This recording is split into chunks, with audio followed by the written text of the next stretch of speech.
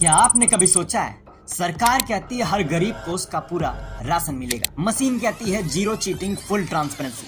तो फिर सवाल उठता है, क्यों हजारों लोगों के थैले आज भी खाली रह जाया करते हैं?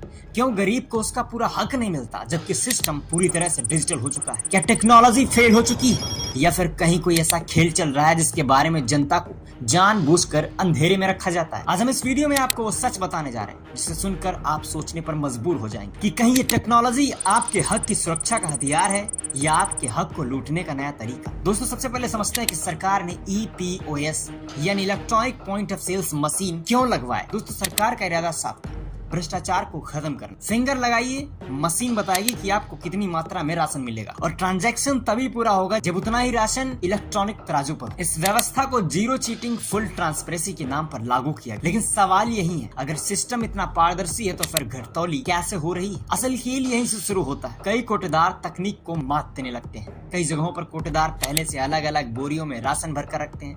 किसी बोरी में 5, किसी में 10 kg, किसी में 15, किसी में 20।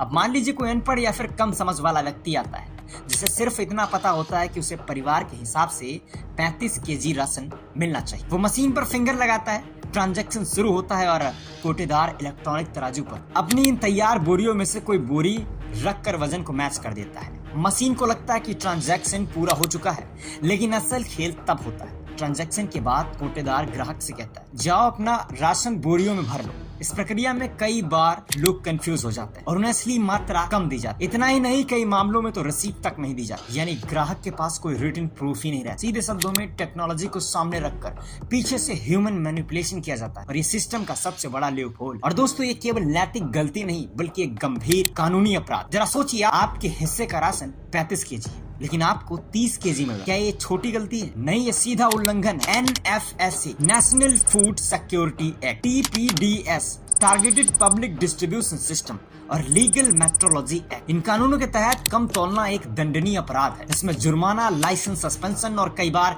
लाइसेंस को रद्द तक किया जा सकता है।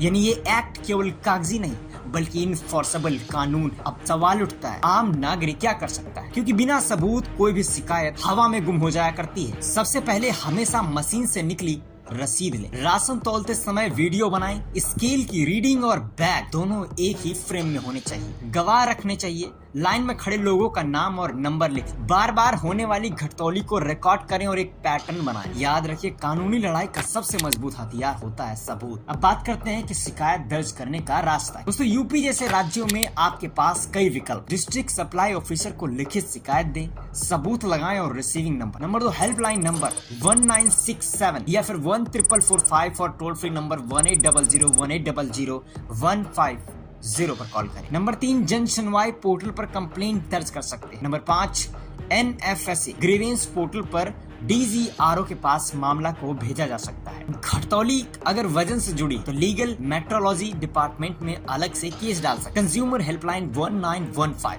और RTI right to information act से पिछले 6 महीने का स्टॉक डेटा मांगा जा सकता है। याद रखिए, RTI से कई बड़े राशन घोटालों का खुलासा हो चुका है। अगर कोटेदार दोषी पाया गया तो उस पर भारी जुर्माना लगाया जा सकता है, लाइसेंस निलंबित या फिर रद्द किया जा सकता है, बकाया राशन की रिकवरी की जा सकती है और FIR भी दर्ज की जा सकती है। यानी गरीब का हक मारने वालों का खेल यहीं से खत्म हो सकता है। दोस्तों, टेक्नोलॉजी को दोष देना आसान है, लेकिन सच ये है, गलती टेक्नोलॉजी की नहीं बल्कि उन लोगों की है जो इसे तोड़ मरोड़ कर अपने फायदे के लिए इस्तेमाल करें। आज की जरूरत है आपकी जागरूकता, आपके सवाल और आपके सबूत, क्योंकि अब जनता सवाल पूछेगी तो सिस्टम बदलने पर मजबूर होगा। मैं हूं आकाश, आप देख रहे थे STJ Info TV, जहां हम आपको सिर्फ खबर नहीं बल्कि सच्चाई और समाधान दोनों देते। मिलते हैं अगली वीडियो में, तब तक के लिए जय हिंद, नमस्कार, वंदे मातरम।